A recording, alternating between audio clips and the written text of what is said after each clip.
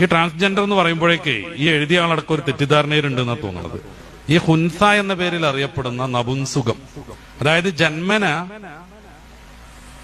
ഈ ലൈംഗിക ഭാഗത്തൊരു വൈകൃതമുള്ള ടീം, അതല്ല ട്രാൻസ്ജെൻഡർ. നേരത്തെ പറഞ്ഞ LGBT, ഈ ടി ആണ് ട്രാൻസ്ജെൻഡർ. അത് കഴിഞ്ഞിട്ട് QIA, ഈ I ഇന്റർസെക്സൽ, അതാണ് ഈ പറയുന്ന ഹുൻസ. അത് ഉസ്താദന്മാരടക്കം എല്ലാവരും പ്രത്യേകം മനസ്സിലാക്കണം. ട്രാൻസ്ജെൻഡർ എന്ന് പറഞ്ഞാൽ ആണായി ജനിച്ച് ആണായി വളർന്ന് ഇടയ്ക്ക് വെച്ച് പെണ്ണാണെന്ന് തോന്നിയിട്ട് കൃത്രിമ മാർഗത്തിൽ ലൈംഗിക ഭാഗങ്ങളൊക്കെ മുറിച്ച് 12-13 സർജറി നടത്തണം. 40 ലക്ഷത്തിൽ ചില രൂപ ചെലവ് വരും. ഒരു 2 വർഷം മുന്നേ ഹോർമോൺ ട്രീറ്റ്മെന്റ് തുടങ്ങണം. പിന്നെ മരിക്കോളം ഹോർമോൺ ട്രീറ്റ്മെന്റ് നടത്തിക്കൊണ്ടിരിക്കണം. അങ്ങനെ ആരോഗ്യമുള്ള ഒരു ചെറുപ്പക്കാരൻ ട്രാൻസ്വുമണായിട്ട് നിത്യരോഗിയായി മാറുന്നതാണ് ട്രാൻസ്ജെൻഡർ. അതേപ്രകാരം പെണ്ണുങ്ങൾ ആണുങ്ങളായി മാറും. ഒരിക്കലും 100% ഒരു പെണ്ണിനാണാവാനോ ഒരാണിന് പെണ്ണാവാനോ പറ്റൂല. കാരണം പിതാവിന്റെ Y ക്രോമോസോമും മാതാവിന്റെ X ക്രോമോസോമും ചേരുമ്പോഴാണ് ആൺകുട്ടി ജനിക്കുക. ഓരോ കോശവും ആണായിരിക്കും. നേരെ മറിച്ച് പിതാവിന്റെ Xും മാതാവിന്റെ Xും ചേരുമ്പോഴാണ് പെൺകുട്ടി ജനിക്കുക. ആ പെൺകുട്ടിയുടെ ഓരോ കോശവും പെണ്ണായിരിക്കും.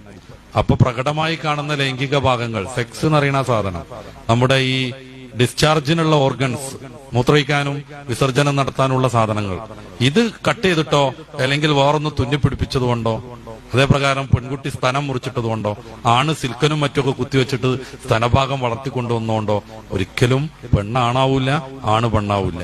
ഈ പരിപാടി പറ്റൂല എന്ന് ഇസ്ലാം പറയണത്. അത് ചെയ്ത് ജീവിച്ചൊരാള് തെറ്റ് ചെയ്ത് ജീവിക്കുന്നു. അയാൾ മരിച്ചാൽ സാധാരണ തെറ്റ് ചെയ്ത ആളുകൾക്കൊക്കെ ഉണ്ടാവുന്നത് പോലെ വിചാരണ ഉണ്ടാവും.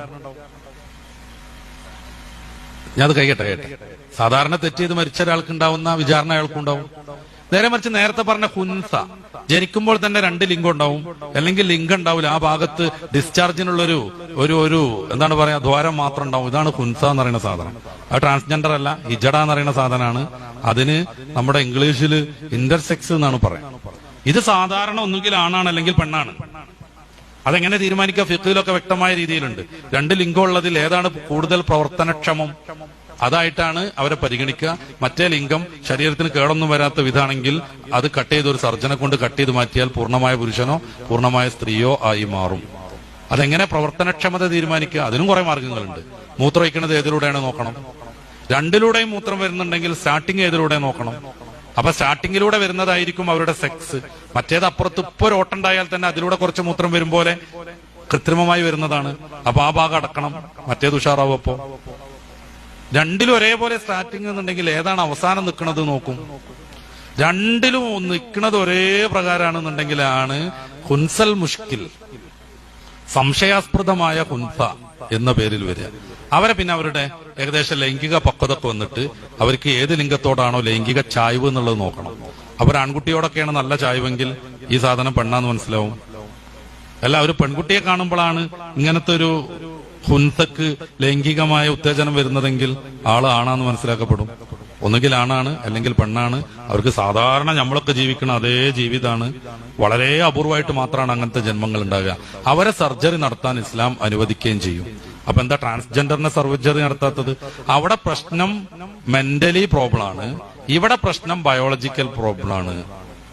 ബയോളജിക്കൽ പ്രശ്നം എന്ന് പറഞ്ഞാൽ അവർക്ക് ഫിസിക്കലി ഉള്ള ഒരു പ്രശ്നമാണ്. ഇപ്പൊ കാലിൽ മുള്ളു കയറിയിട്ടുണ്ടെങ്കിൽ സർജറി നടത്തും. നേരെ മറിച്ച് മാനസിക രോഗം പിടിച്ചാൽ സർജറി നടത്തൂല, അതിന് വേറെ ട്രീറ്റ്മെന്റാണ്. അപ്പൊ ട്രാൻസ്ജെൻഡറിന് വെറും തോന്നലാണ് ഞാൻ ആണാണെന്നുള്ളത്. ഈ വറക്കപ്പുറത്തുള്ള ഒരു പെൺകുട്ടിക്ക് സിനിമ ഒക്കെ കണ്ടിട്ട് തോന്നാണ് ഞാൻ ആണാണ്. പിന്നെ അവര് അതിനുള്ള പരിപാടിയായിട്ട് മുന്നോട്ട് പോകുമ്പോൾ മോളെ നീ ആണല്ല നീ പെണ്ണാന്ന് ബോധ്യപ്പെടുത്തുകയാണ് വേണ്ടത്. അതിന് ചിലപ്പോൾ സൈക്കോളജി നല്ല സൈക്കാട്രിസ്റ്റിനെ കാണിക്കേണ്ടി വരും, ചിലപ്പോ മെഡിസിൻ യൂസ് ചെയ്യേണ്ടി വരും. അല്ല, എന്റെ ഇഷ്ടത്തിന് നടന്നു ഈ ഞാനായിക്കോന്ന് പറഞ്ഞാൽ കുറച്ച് കഴിഞ്ഞിട്ട് പിന്നെയും പെണ്ണാൻ വിചാരിച്ചാൽ എന്താ ചെയ്യാ? ഇത് മനസ്സിന്റെ തോന്നലല്ലേ? ഒരാളൊക്കെ ഛേദിച്ച് കളഞ്ഞ് സിലിക്കണൊക്കെ കുത്തിവെച്ച് അവിടുത്തെ സ്തനൊക്കെ വർദ്ധിപ്പിച്ചു, നിതമ്പൊക്കെ വലുതാക്കി, താടിമീശൊക്കെ ഹോർമോൺ കുത്തി കളഞ്ഞ് കുറച്ച് കഴിഞ്ഞപ്പോ അയാൾക്ക് ഇനി ആണാവണം തോന്നിയാൽ എന്ത് ചെയ്യാൻ പറ്റും? ഒന്നും ചെയ്യാൻ പറ്റൂല. ആണ് പെണ്ണ് ട്രാൻസ്ജെൻഡർ ഇങ്ങനെ 3 ലിംഗമൊന്നുമല്ല ഇപ്പൊ ഈ ടീം പറയണത്. 60-120 ലിംഗം ഉണ്ട് എന്നാണ്. അങ്ങനെയാണ് കുറെ ആളുകൾക്ക് നായാവാൻ തോന്നുന്നത്. 12 ലക്ഷം ചെലവഴിച്ചാണ് ജപ്പാനിൽ ഒരു ചെങ്ങായിയുടെ നായായത്. ഒരു കൊല്ലം ചാടിച്ചാടി നടന്നു. ഇപ്പൊ പിന്നെയും മനുഷ്യനാവണം അത്ര. ഇനി എന്ത് ചെയ്യാൻ പറ്റും? ആസ്ട്രേലിയയിൽ ഒരു ചങ്ങാതി അന്യഗ്രഹ ജീവിയായി. നാക്ക് ഇങ്ങനെ ഛേദിച്ച് 2ആക്കി, ചെവി കൂർപ്പിച്ച് ലുട്ടാപ്പിന്റെ പോലെ ആക്കി, ഈ തലയിൽ 2 കൊമ്പ് സർജറി നടത്തി ഫിറ്റ് ചെയ്യിപ്പിച്ചു, ശരീരമാസകലം ചെതുമ്പൽ വെച്ച് പിടിപ്പിച്ചു. വാല് സർജറി ചെയ്ത് വെച്ചു, പിന്നെ ഒക്കെ ടാറ്റു കുത്തി, പലയിടത്തും ഈ തുളച്ചിട്ട് കടുക്കനിട്ടു. സമ്മേളനം നടത്തി, പത്രസമ്മേളനം നടത്തി പറ എന്നാരും ജോലിക്ക് വിളിക്കണില്ല, എനിക്ക് ഭ്രാന്താന്ന് അവര് പറയണത്. ഞങ്ങളെ മലപ്പുറം ഭാഷയിൽ ഭ്രാന്ത് എന്നല്ല പറയണ്ട, മൂച്ചിപ്പിരാന്ത് എന്ന് പറയണം. ഈ ചങ്ങാതിക്ക് ഇനി എങ്ങനെയാണ് നാക്ക് ശരിയാക്കാൻ പറ്റുക? അപ്പോ തോന്നലിനനുസരിച്ച് ശരീരം കണ്ടിക്കരുത് എന്ന് ഇസ്ലാം പറയും. നേരെ മറിച്ച് ഈ ചോദ്യത്തിലുള്ള ഹുൻസയ്ക്കോ, അവർക്ക് ശരീരത്തിനാണ് പ്രശ്നം. ഇവിടെ എക്സ്ട്രാ വിരലുണ്ടെങ്കിൽ അത് കട്ട് ചെയ്യാൻ സമ്മതിക്കണ പോലെ, കാലിനുള്ളിൽ ചില്ല് കയറിയിട്ടുണ്ടെങ്കിൽ അത് പറിച്ചെടുക്കാൻ വേണ്ടി സർജറി നടത്താൻ പറ്റുന്ന പോലെ ഇവരുടെ ബയോളജിക്കൽ പ്രോബ്ലം തീർക്കാൻ വേണ്ടിയിട്ട് സർജറി നടത്താൻ പറ്റും. അപ്പൊ ട്രാൻസ്ജെൻഡർ കൊണ്ട് ഉദ്ദേശിക്കുന്നത് ഹുൻസയാണ് എന്നാണ് എനിക്ക് തോന്നിയത്. ഹുൻസയാണെങ്കിൽ സാധാരണ മനുഷ്യനാണ്, ഒന്നുകിൽ ആണാണ് പെണ്ണാണ്, നമുക്കൊക്കെ ഉണ്ടാകുന്ന പോലെ പരലോകത്ത് വിചാരണ ഉണ്ടാവും.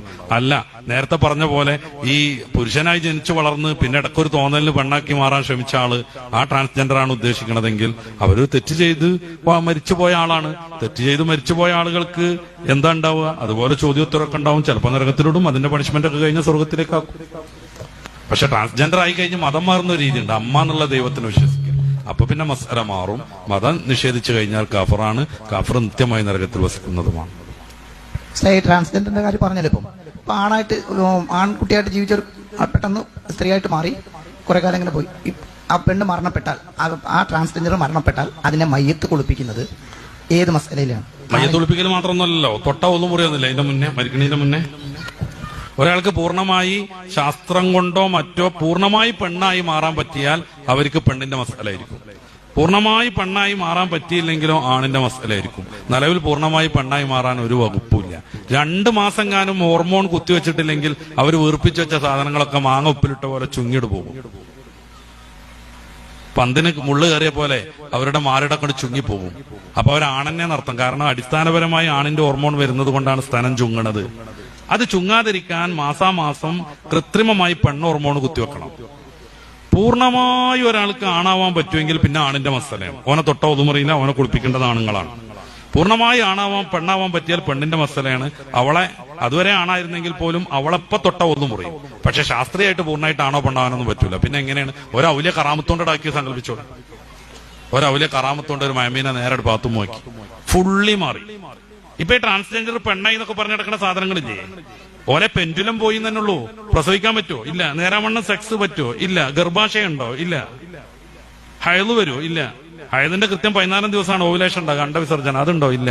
പിന്നെ കോലത്തിൽ ഇങ്ങനെ കുലുക്കി നടക്കാനുള്ള 2 സാധനം ഉണ്ടാക്കി, അതുകൊണ്ട് അങ്ങനെ പെണ്ണാവോ? അപ്പൊ പൂർണ്ണമായി പെണ്ണായാൽ പെണ്ണിന്റെ മസല, പൂർണ്ണമായി ആണായാൽ ആണിന്റെ മസല. അതിന് എന്നങ്ങോ കുറെ കഴിഞ്ഞിട്ട് ശാസ്ത്രത്തിന് പറ്റുകയാണെങ്കിലും അപ്പൊ ഈ മസല വരും. ഈ നിലവിൽ അങ്ങനെ ഒരു സംവിധാനമല്ല. ഒരു 10-500 കൊല്ലം കൊണ്ട് അങ്ങനെ ആവൂല. പിന്നെന്തിനാ ഈ മസല? ഇപ്പൊ ഒരു പെണ്ണ് കല്ലായി, ഭർത്താവ് കല്ലായി. ഇപ്പൊ ഒരു ദമ്പതികൾ, ഒരു ഫാത്തിമ മുഹമ്മദ് ദമ്പതിയിലെ ഭർത്താവ് ആവുന്ന മുഹമ്മദ് നേരാവണ്ണം ശിലയായി അങ്ങോട്ട് മാറി. ആ പെണ്ണ് ബായിനായ തലാക്കായി. പിന്നെ അവൾക്ക് വേറെ ആളെ കെട്ട. ഈ മസലയാണ് ഇവിടെയും വരിക. 100% ഒരാൾ പെണ്ണായി, എന്നാ പിന്നെ